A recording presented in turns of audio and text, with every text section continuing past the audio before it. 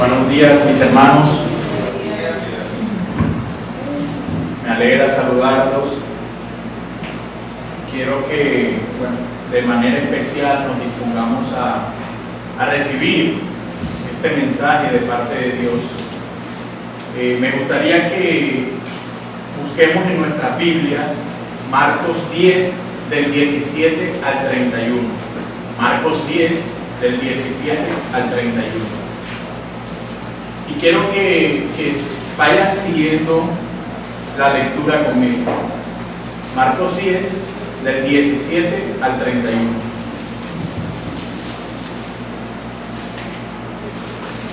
Dice así: al salir él para seguir su camino, vino uno corriendo e hincando la rodilla delante de él le preguntó: Maestro bueno, ¿qué haré para heredar la vida eterna? Jesús le dijo: ¿por qué me llamas bueno? Ninguno hay bueno sino solo uno, Dios. Los mandamientos sabes: no adulteres, no mates, no hurtes, no digas falsos testimonios, no defraudes, honra a tu padre y a tu madre. Él entonces respondiendo le dijo: Maestro, todo esto lo he guardado desde mi juventud. Entonces Jesús, mirándole, le amó y le dijo: una cosa te falta. Anda, vende todo lo que tienes y dalo a los pobres, y tendrás tesoros en el cielo. Y ven, sígueme tomando tu cruz. Pero él, afligido por esta palabra, se fue triste, porque tenía muchas posesiones. Entonces Jesús, mirando alrededor, dijo a sus discípulos: cuán difícilmente entrarán en el reino de Dios los que tienen riquezas. Los discípulos se asombraron de sus palabras, pero Jesús respondiendo volvió a decirles: hijos, cuán difícil les es entrar en el reino de Dios a los que confían en las riquezas. Más fácil es pasar un camello por el ojo de una aguja que entrar un rico en el reino de Dios. Ellos se asombraron aún más, diciendo entre sí: ¿quién pues podrá ser salvo? Entonces Jesús, mirándolos, dijo: para los hombres es imposible, mas para Dios no, porque todas las cosas son posibles para Dios. Entonces Pedro comenzó a decirle: he aquí, nosotros lo hemos dejado todo y te hemos seguido. Respondió Jesús y dijo: de cierto os digo que no hay ninguno que haya dejado casa o hermanos o hermanas o padre o madre o mujer o hijos o tierras por causa de mí y del evangelio, que no reciba 100 veces más ahora en estos tiempos: casa, hermanos, hermanas, madres, hijos y tierras con persecuciones, y en el siglo venidero la vida eterna. Pero muchos primeros serán postreros, y los postreros primeros. Vamos a orar. Dios Padre, te damos gracias por esta porción de tu palabra que acabamos de leer, Señor. Ayúdanos a que podamos comprender este mensaje y que seas tú, Señor, obrando en nuestros corazones, regalándonos el entendimiento y la sabiduría que solo tú nos puedes brindar. Gracias, Dios. Te damos en esta mañana, en el nombre de Cristo Jesús. Amén y amén. Mis hermanos, acabamos de escuchar una historia que muchos de nosotros conocemos, la historia del joven rico. Quiero que tengan esto en mente. El título de este sermón se llama ¿qué hace falta en mi vida? ¿Qué hace falta en mi vida? Una de las cosas que nosotros tenemos por seguridad es que en algún momento de nuestras vidas vamos a morir. En cualquier momento de nuestra vida vamos a morir. ¿Alguno sabe cómo va a morir? Yo creo que no. En estos momentos donde estamos viviendo una pandemia y que día a día vemos noticias de personas falleciendo y otras despidiendo a sus seres queridos, nos damos cuenta que si estamos vivos tenemos como garantía segura la muerte. Todo el mundo sabe o cree que la muerte no es el punto final de nuestra existencia. La pregunta que les hago, mis hermanos, es: ¿cómo puedo estar seguro que estoy haciendo lo que tengo que hacer para llegar a la eternidad con Dios? ¿Cómo puedo estar seguro que estoy haciendo lo que tengo que hacer para llegar a la eternidad con Dios? Esta fue la inquietud, o esta es la inquietud que tenía este joven rico. Y es la inquietud que quiero que hoy podamos despejar en cada uno de nosotros. En esta historia que nos narra Marcos, podemos ver que este mismo joven estaba aparentemente perturbado por el estado de su alma delante de Dios. Y si deseamos de pronto ampliar esta historia, podemos ir a Lucas 18:18, donde Lucas nos muestra que este hombre era gobernante, que este hombre al parecer tenía mucho éxito, que era joven, que era rico, que era influyente y que era muy religioso. Este es el tipo de joven que cualquier padre desearía tener como hijo: joven rico, influyente, religioso, con mucho éxito y mucho dinero. Es el joven que cualquier hermano de pronto desearía tener a su lado como hermano. Pero este joven tenía una inquietud. Había una inquietud que taladraba su corazón, y por eso él viene corriendo a Jesús. La historia nos muestra que él viene corriendo y se hinca delante de Jesús. Esto es muy interesante, mis hermanos, porque la gente importante de aquella época, no corría. Ahora, no quiere decir que no podía correr. No corría. ¿Por qué? Porque esto estaba fuera de la ética social. Una persona importante no le era bien visto correr, y aún menos hincarse delante de otra persona. Él era importante, era una persona como lo muestra Marcos, pero más como lo detalla Lucas. Y él corre y se arrodilla o se hinca delante de Jesús. Maestro bueno, ¿qué haré para heredar la vida eterna? Esta es una excelente pregunta, y se podría decir que es la pregunta correcta para la persona correcta. Cualquiera de nosotros podríamos decir esto, pero no. Esta pregunta está mal planteada, y por esa razón Jesús lo corrige. Muchas personas dicen: no veo nada malo en esta pregunta. ¿Qué hay de malo en que él quiera saber qué hacer para heredar la vida eterna? Muchos de nosotros también hemos tenido esta inquietud, y muchos de nosotros preguntamos: ¿qué podemos hacer para heredar la vida eterna? Bueno, mis hermanos, lo malo es que nosotros creemos que, al igual que este joven, que podemos salvarnos nosotros mismos. Igual que el joven, nosotros muchas veces creemos que nosotros podemos aportar algo para nuestra salvación, y eso es lo errado de esta pregunta. Él no quería que Jesús fuera su salvador. Él quería que Jesús le enseñara cómo podía salvarse él mismo. Él quería que Jesús le enseñara cómo podía salvarse él mismo. Él no quería que Jesús fuera su salvador. Escuchemos la respuesta de Jesús en el versículo 18. ¿Por qué me llamas bueno? Ninguno hay bueno, sino solo uno, Dios. Si hay algo que nos enseña la historia, es que el método evangelístico del Señor Jesús es muy distinto al de muchas iglesias hoy en día. Si este joven hubiese aparecido en una iglesia delante de varios evangélicos hoy día, estos le hubieran respondido: ven, corre, hagamos la oración de fe, pídele a Jesús que entre en tu corazón y eso bastará.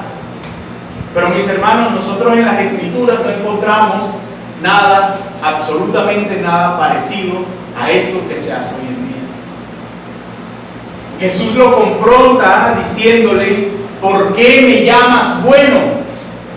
Para nosotros, o para muchas iglesias, o para muchas personas, el que alguien se le acerque o el que un joven se le acerque diciéndole, ¿qué puedo hacer para ganar, para yo ser salvo? ¿Qué debo hacer para yo ser salvo? Sería como que esto es una ganga. Hay que aprovechar la oportunidad. Ven, repite esta oración conmigo. Haz la oración de fe y dile a Jesús que entre en tu corazón. Pero no, mis hermanos. Ahora Jesús pudo haberle respondido, cree en mí, y esta sería la respuesta correcta. Pero el Señor conocía que este joven tenía un concepto tan equivocado de sí mismo que él no estaba preparado para recibir esta respuesta. Y es que a veces nosotros tenemos un concepto tan equivocado de nosotros mismos que pensamos que somos personas buenas que a veces hacemos cosas malas. Pero el concepto bíblico es tan diferente que nos dice que somos personas perversas, personas malas, que a veces hacemos cosas buenas. ¿Por qué? Por la gracia de Dios, por la gracia común de Dios. La Biblia nos enseña a nosotros que somos personas malas, personas perversas, que por la gracia de Dios, la gracia común de Dios, a veces hacemos cosas buenas. Y este era el concepto que este joven tenía de sí mismo.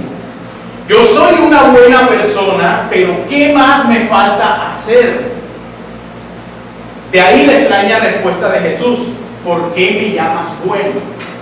En otras palabras, Jesús le dice: tú vienes a mí como si yo fuese un maestro común y corriente, como si yo fuese un hombre igual que tú, y eso es lo que piensas que que yo soy. ¿Por qué me llamas bueno? Mis hermanos, él está diciendo, yo soy bueno. El joven está diciendo, yo soy bueno, yo hago todas las cosas bien, maestro bueno. O sea, está comparando a Jesús al mismo, o está poniendo a Jesús al mismo nivel de él, de lo bueno que son. Por eso Jesús le dice, ¿por qué me llamas bueno? Jesús le está diciendo, no me conoces y aún así me llamas bueno. Este hombre no conocía a Jesús. Este hombre no lo veía como Dios encarnado. Él lo veía como un buen maestro. Y muchos pensarán, bueno, pero no veo nada malo en que él le diga maestro bueno. Mis hermanos, recordemos una historia también que está en la Biblia, Nicodemo. Nicodemo llega donde Jesús y le dice, maestro, sabemos que vienes de parte de Dios. Maestro para aquí, maestro para allá. Si buscamos, vamos a encontrar la palabra maestro muchas veces en la historia de Nicodemo. Pero Jesús le dice, Nicodemo, Nicodemo, tienes que nacer de nuevo. Tienes que verme como tu Señor y tu Salvador, no solo como un maestro. Y es prácticamente la misma situación que se está viendo con el joven. ¿A cuántos hemos visto nosotros pidiéndole a Dios, diciéndole maestro, maestro, y no lo conocen? No tienen una relación con Él, no lo ven como su Señor y Salvador, y le siguen llamando maestro. Mi pregunta para ti en esta mañana sería, ¿quién es Jesús para ti? ¿Quién es Jesús para ti? Respóndela internamente, ¿quién es Jesús para mí? ¿Lo conoces? Y cuando hablo de que si lo conoces, no estoy hablando de que si sabes quién es Jesús, porque muchos de nosotros les podemos preguntar en las calles, ¿quién es Jesús para ti? Ellos van a decir el que murió en un madero o el que murió en una cruz para limpiarnos de nuestros pecados. Si este joven corre y se arrodilla delante de Jesús, era porque conocía a Jesús. Ojo, pero yo aquí estoy preguntando, ¿conoces a Jesús? Y este conocer es, ¿tienes una intimidad con Jesús? ¿Quién es Jesús para ti? ¿Tienes una intimidad con Él? Porque él sabía quién era Jesús, pero no conocía a Jesús. Versículo 19 y versículo 20. Y mis hermanos, cuando nosotros conocemos a Jesús, nos damos cuenta que de eso se trata la vida eterna. Versículo 19 y versículo 20. Los mandamientos sabes: no adulteres, no mates, no hurtes, no digas falsos testimonios, no defraudes, honra a tu padre y honra a tu madre. Entonces respondiendo le digo: Maestro, todo esto lo he guardado desde mi juventud. Wow. Todo esto lo he guardado desde mi juventud. Si nosotros notamos algo muy particular, es que Jesús solo le menciona los mandamientos que tienen que ver con la relación a las personas. Si nosotros analizamos los 10 mandamientos, vamos a encontrar que un grupo de mandamientos tienen que ver con la relación con Dios y la otra parte del grupo de los mandamientos tienen que ver con la relación a las personas. Y Jesús solo le menciona la parte de los mandamientos que tienen que ver con la relación a las personas. ¿Por qué, mis hermanos? Porque Jesús sabía que ese no era el problema que estaba presentando este joven. El joven presentaba un problema distinto a ese, y era que no tenía o no conocía a Dios. Jesús sabía que su problema no estaba en esa parte de los mandamientos, sino en el otro grupo de los mandamientos que tienen que ver con la relación con Dios. Él respetaba a los demás, pero no respetaba a Dios. La respuesta de Jesús, si la seguimos analizando, nos muestra un listado el cual podríamos cada uno de nosotros pensar de que la salvación se gana por obras. Porque Él le dice: no adulteres, no mates, no hurtes, no digas falsos testimonios, no defraudes, honra a tu padre y a tu madre. Son cosas que hace o realiza la persona. Y esto nos daría a entender, o nos podría dar a entender de que la salvación nosotros podemos hacer algo por ella. Pero mis hermanos, definitivamente no. Lo que Jesús quiere que este joven entienda y que todos nosotros entendamos es que es imposible para el hombre salvarse cumpliendo los mandamientos. Y nosotros debemos comprender hoy que la salvación es por la fe sola en Jesucristo nuestro Señor. La salvación es por la fe sola en Jesucristo nuestro Señor. Cuando miramos el relato en paralelo de Mateo, se incluye esta última pregunta: ¿qué más me falta? ¿Qué más me falta? Este hombre estaba seguro de su bondad, estaba seguro de que él era bondadoso, pero había un elemento de duda en su corazón. Y ese es el problema, mis hermanos, de todos aquellos que creemos que podemos salvarnos por buenas obras o haciendo cosas buenas. Siempre viviremos con la incertidumbre si hemos hecho lo suficiente para ganar el favor de Dios. Siempre, absolutamente siempre, vamos a querer estar haciendo algo más, porque no comprendemos que es por gracia, no comprendemos que es un regalo que nosotros no merecemos, es un regalo inmerecido. Y siempre vamos a querer y vamos a estar con esa incertidumbre de que vamos a hacer mucho más. Versículo 21, síganme en la lectura. Entonces Jesús, mirándole, le amó y le dijo: una cosa te falta, anda, vende todo lo que tienes y dalo a los pobres, y tendrás tesoro en el cielo, y ven, sígueme tomando tu cruz.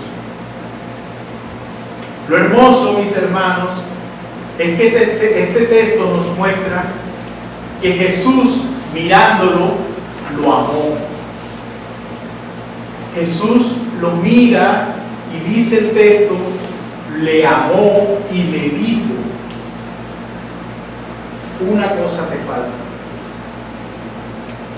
Cristo mostró compasión con este joven que estaba perdido en su moralidad. Jesús mostró compasión en este joven que estaba vacío completamente. Jesús tuvo misericordia de él. Iglesia, hermanos, tengamos compasión por aquellos que buscan equivocadamente de Dios. Tengamos compasión con aquellos que están vacíos de Cristo y prediquémosle el Evangelio. Miremos la respuesta que le da Cristo. Él dice, una cosa te falta. Es como si Jesús le dijera, bueno, ya cumpliste con todo lo que te pregunté, pero te falta algo. Hay algo que te falta, hay algo que falta en tu vida. Vende todo lo que tienes, dalo a los pobres y sígueme. Esto es lo más hermoso que nosotros como seres humanos podemos escuchar, y es al mismo Cristo diciéndonos, sígueme. A este joven, de todas las cosas, lo que le faltaba era lo más importante: seguir a Cristo, seguir a Jesús. Escucha la voz de Dios hoy diciendo, arrepiéntete de tus pecados, cree en mí y sígueme. Mis hermanos, el tema acá no era que el joven vendiera sus bienes. No, absolutamente, eso no tiene nada que ver. El tema es que él soltara el ídolo que tenía con las cosas materiales. El tema era que él soltara todo eso que él amaba, que eran sus bienes, para hacer de Cristo el único objeto de su adoración, de su satisfacción y de su deleite. Eso era lo que él quería. Mientras dependas de otras cosas para tu felicidad, mientras dependas de otras cosas para encontrar satisfacción en la vida, mientras hayan otras cosas aparte de Cristo en lo que estés descansando, mis hermanos, nos será imposible creer. Va a ser imposible creer. Lo que Jesús le está diciendo a este joven es: imagina tu vida sin dinero, imagina tu vida sin los bienes, imagina tu vida sin tus casas, imagina tu vida sin tus cuentas bancarias. ¿Estarías satisfecho? Mis hermanos, yo creo que esa pregunta también nos la podemos hacer nosotros. ¿Estarías satisfecho?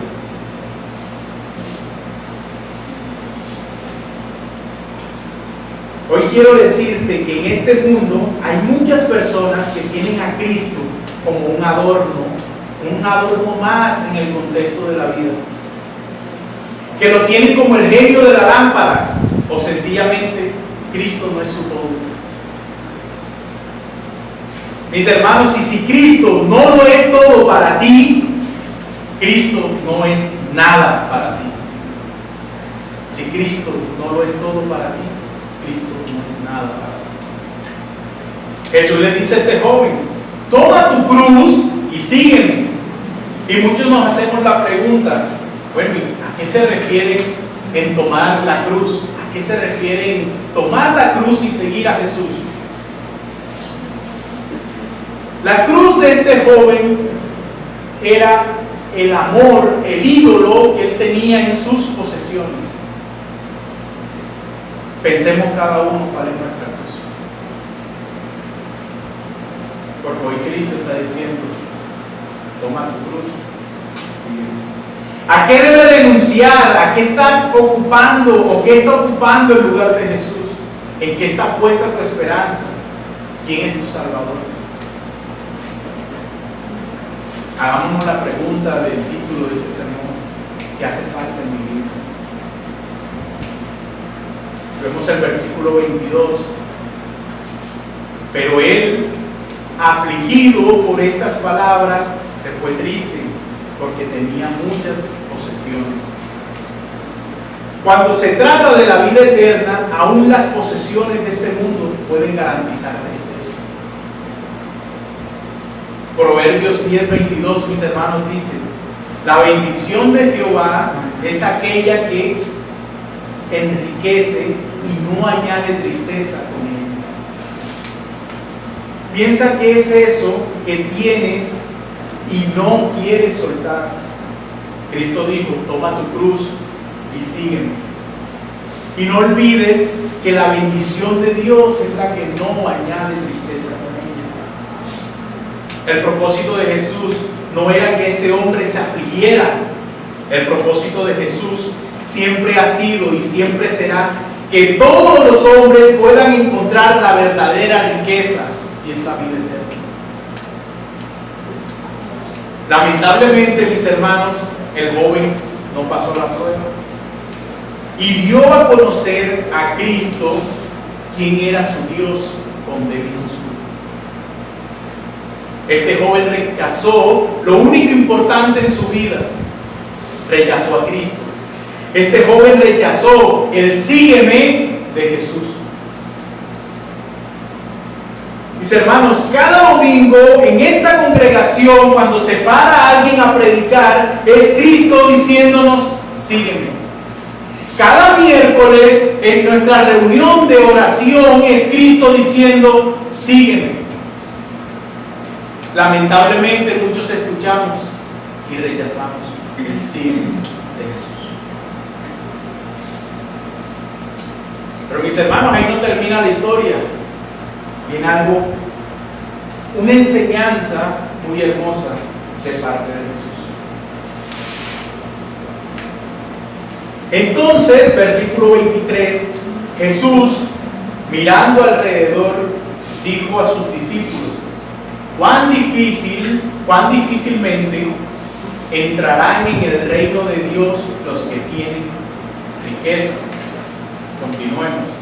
Los discípulos se asombraron de sus palabras, pero Jesús, respondiendo, volvió a decirles: hijos, cuán difícil les es entrar en el reino de Dios a los que confían en las riquezas. Más fácil es pasar un camello por el ojo de una aguja que entrar un rico en el reino de Dios. Ellos se asombraron aún más, diciendo entre sí: ¿quién pues podrá ser salvo? Entonces Jesús, mirándolos, dijo: para los hombres es imposible, mas para Dios no, porque todas las cosas son posibles para Dios. En este tiempo, mis hermanos, en la cultura judía, y lastimosamente en nuestro tiempo y en nuestra cultura, se cree que la prosperidad, o se creía y se cree que la prosperidad es parte de un favor de Dios para una persona. Por eso vemos, mis hermanos, muchas iglesias que lo que te predican es lo que tú deseas tener, y es riquezas, lo que tenía este joven: posesiones, casas, carros y una cuenta bancaria bien alta. Y las iglesias hoy en día te están predicando eso. ¿Por qué? ¿Qué es lo primero que nosotros hacemos, cristianos y no cristianos, cuando a alguien le resulta algún negocio y nosotros decimos: wow, qué bendición de Dios? Pero es necesario saber, mis hermanos, que Satanás también utiliza las riquezas para apartar al hombre del verdadero camino de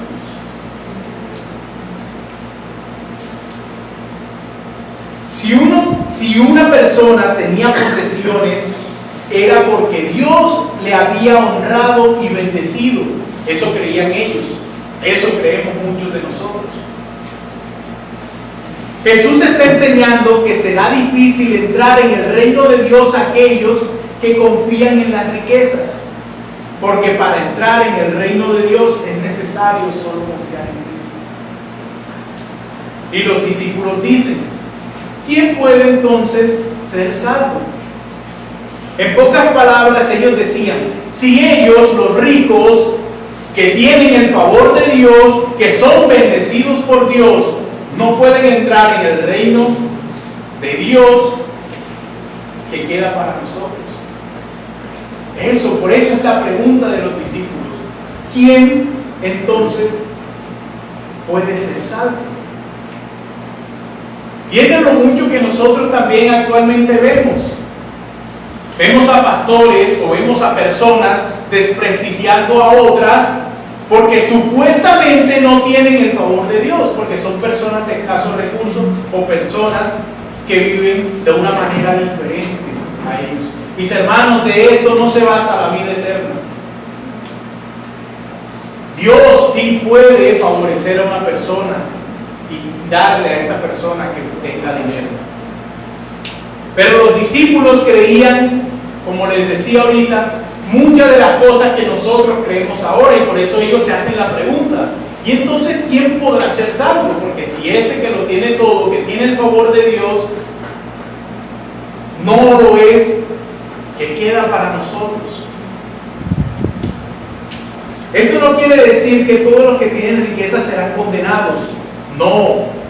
Esto quiere decir que Dios puede dar riquezas, pero lo que falta en tu vida va más allá de lo material. Porque al lado de Cristo, lo material es basura.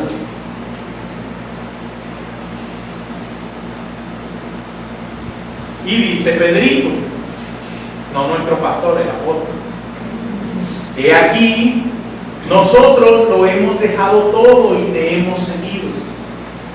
Respondió Jesús y dijo: de cierto os digo que no hay ninguno que haya dejado casa o hermanos o hermanas o padre o madre o mujer o hijos o tierras por causa de mí y del Evangelio, que no reciba 100 veces más ahora en este tiempo casas, hermanos, hermanas, madres, hijos y tierras, con persecuciones, y en el siglo venidero la vida eterna.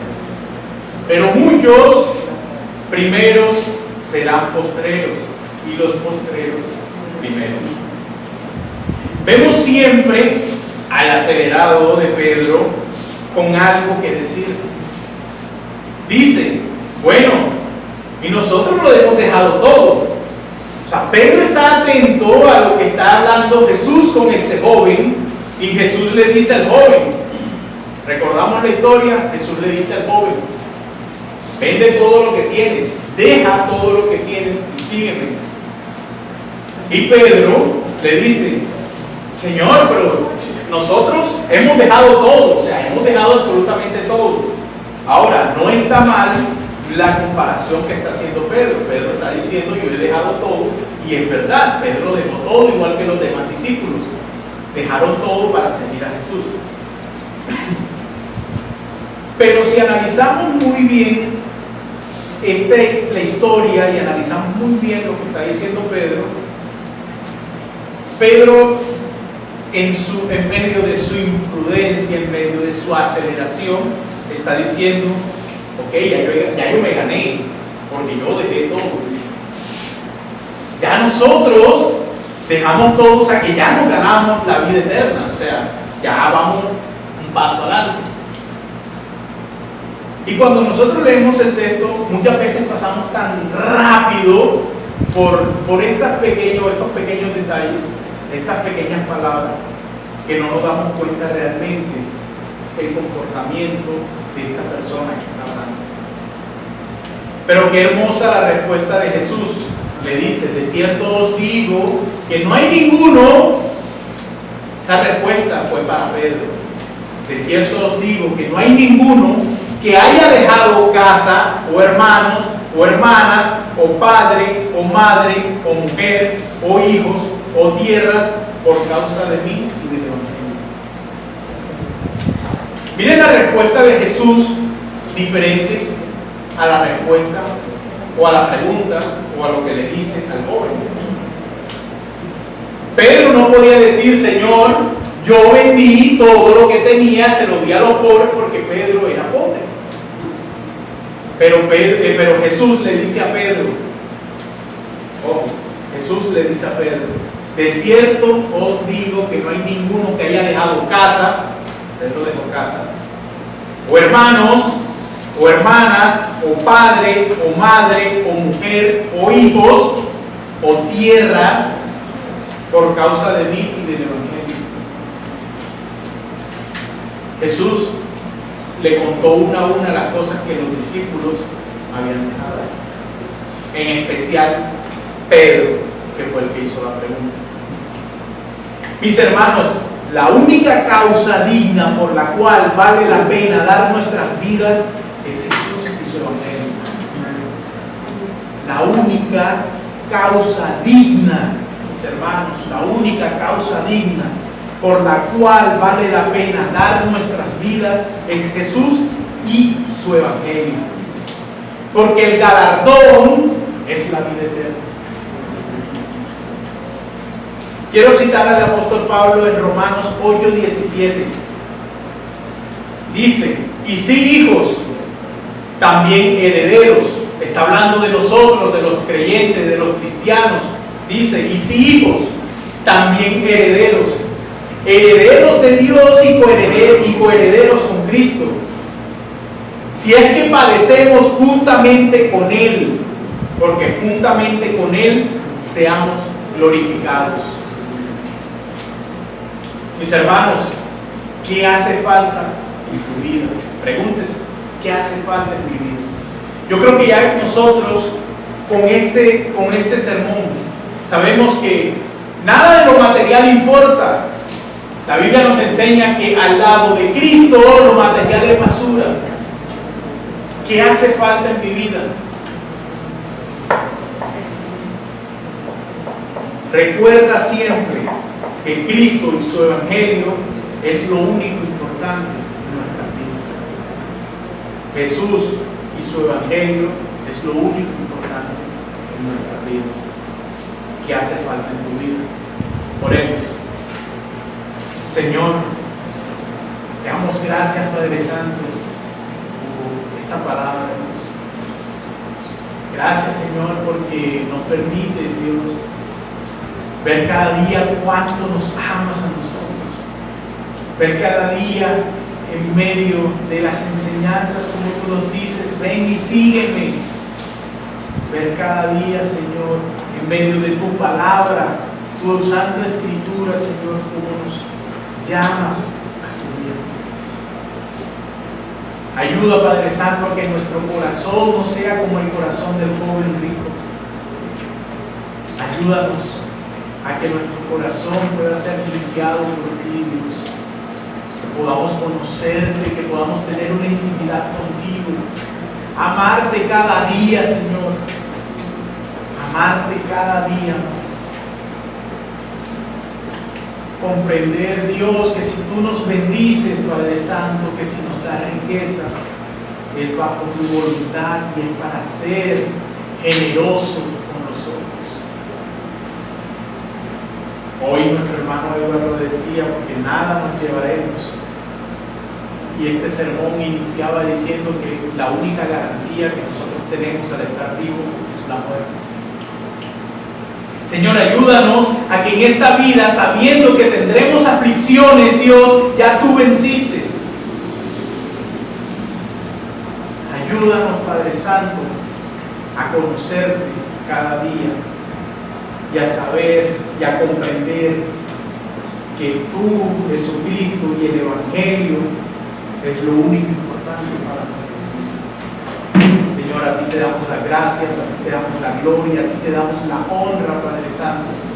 Bendice nuestra partida ahora en nuestras casas y que este mensaje, Señor, sea una semilla plantada en el corazón de mis hermanos y que tú, Dios, puedas permitir que dé frutos, que germine y dé frutos. En el nombre de Cristo Jesús, amén y amén.